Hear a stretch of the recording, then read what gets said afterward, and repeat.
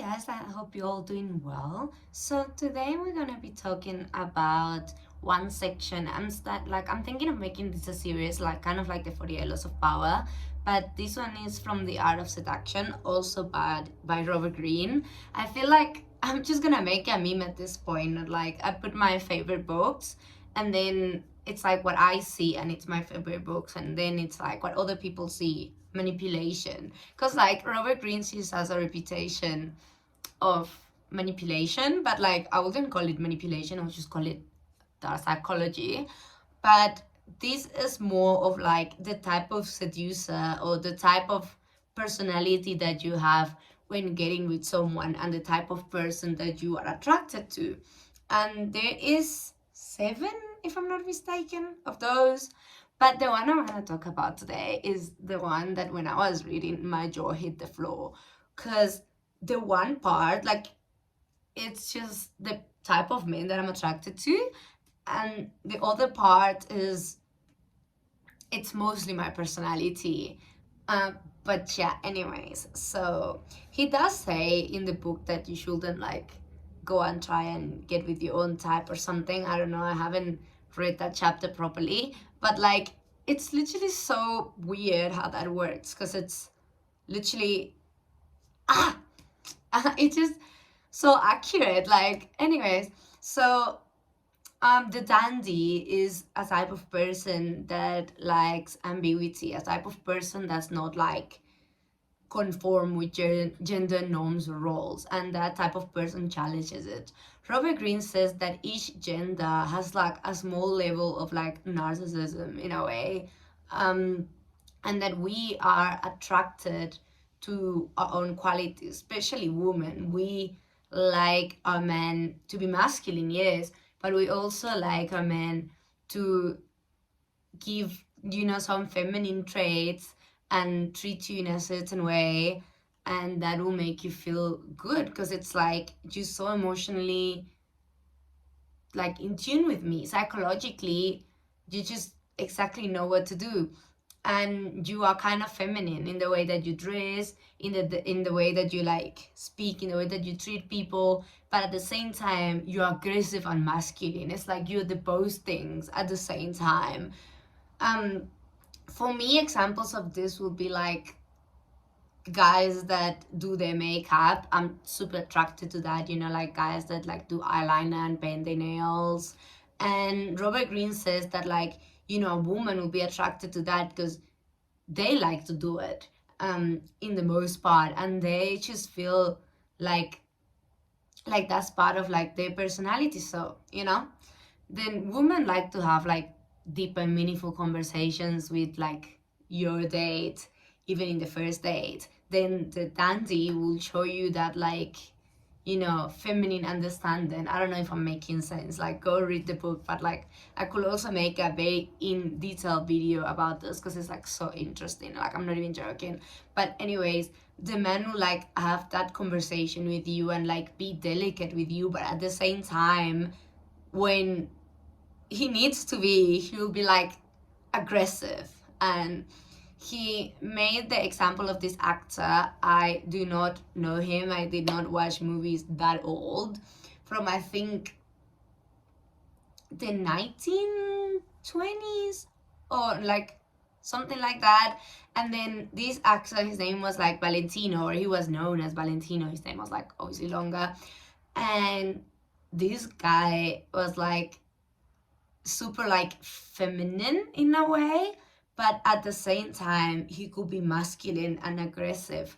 And like it was that combination of both that apparently when his movies came to the cinema, he like everyone went crazy, everyone went like insane. Like, I mean, everyone that's attracted to men, and like everyone was just like drooling over this guy. This guy was like, it still is. Robert Greene says this guy is still an icon, and I was just like obsessed with it. With this type of men, because like I've met them, I date them. That's the type of men I date. Like, not super polarizing. Like, you don't have to be like extremely macho man masculine. Like, you have to have like feminine traits on your looks, and at the same time maybe in your personality, but at the same time you can switch it up and have like that aggression and that like assertiveness that the male energy has. So for me, yeah, like it's like three people that don't care. Like for example, Damiano David from Maneskin. He is super masculine. His personality is like extremely masculine. Yet he wears makeup and he wears like dresses and skirts and things that like society will deem feminine. But he just like doesn't conform to those like societal norms, and he just wears whatever. And Damiano, you can see that even though he has some feminine traits in terms of his looks, he is extremely masculine. Like, even if you've heard some of his songs, you're like, what? And like, he has half of the world population right now obsessed with him. Like, it's that mix that just like spices things up.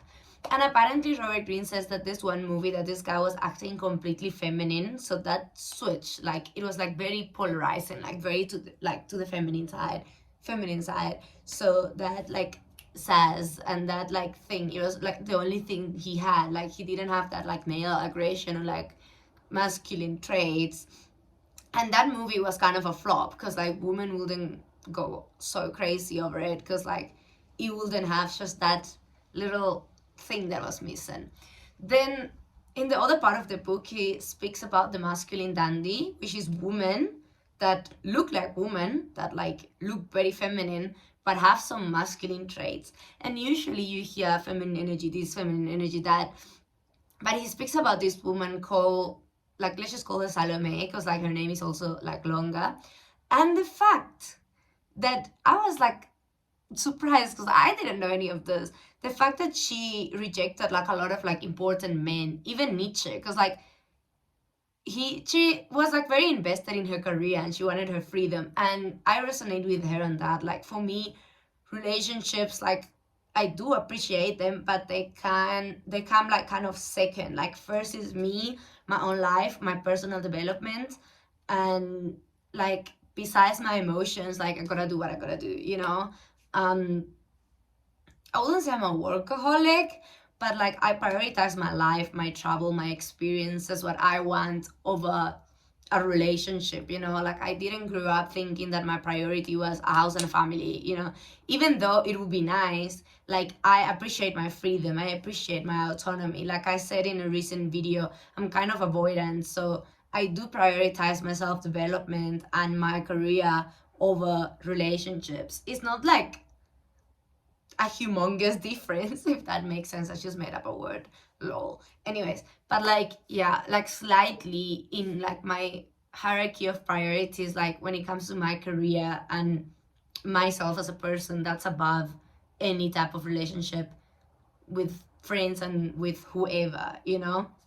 So basically she was like that. And apparently the philosopher Nietzsche was, I've heard about and I've read about him a lot. He was also like that. He also liked autonomy and the lack of like commitment, in the way of that he appreciated his freedom. But then she was beautiful, she was pretty, and she looked like very feminine. And she wanted to learn from him, and she just wanted to speak to him because their views in life were very similar. And she had some masculine traits, which is like more of like logical, that like men used to be like less emotional and more logical, like on a day-to-day basis. I'm not trying to stereotype, but it's just like in general.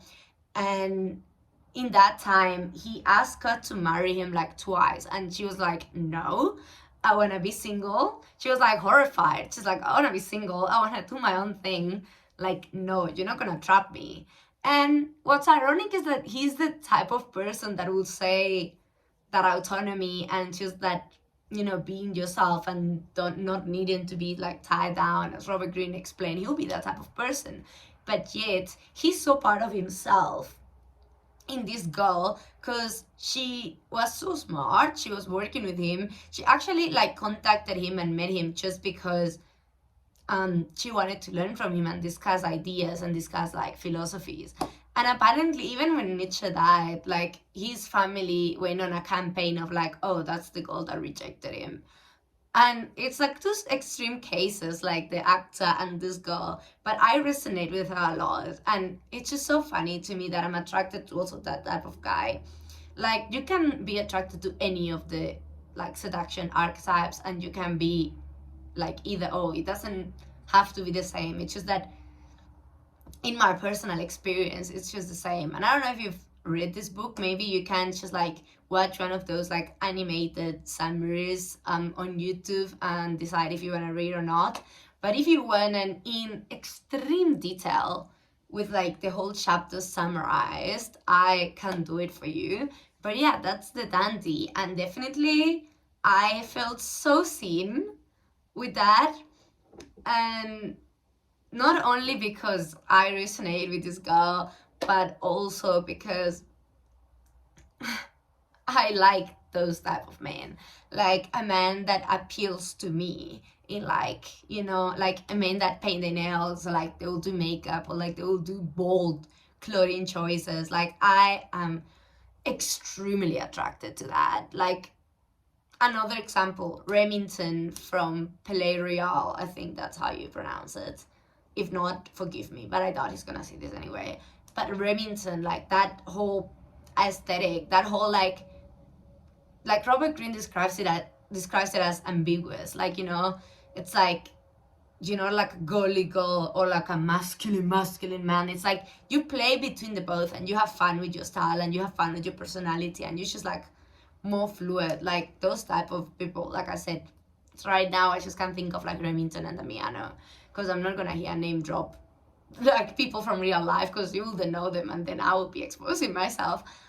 But yeah, I hope you guys enjoyed this video, and see you guys in the next one.